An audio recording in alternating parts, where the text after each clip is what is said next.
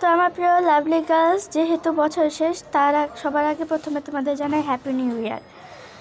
আমি কিছু গুরুত্বপূর্ণ কথা বলে রাখতে চাই নতুন বছরে আমার ভিডিও আপলোড দেওয়া নিয়ে।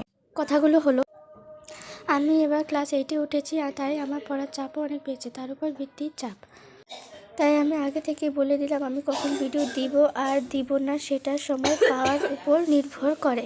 সময় পেলে আমি অবশ্যই দিব, কিন্তু প্রতিদিন দেওয়াটাও আমার পক্ষে সম্ভব না। আমি সপ্তাহে 2 থেকে 3টি ভিডিও দেওয়ার চেষ্টা করব। আর কমেন্ট করলে কখন রিপ্লাই পাবে সেটা জানা নাই।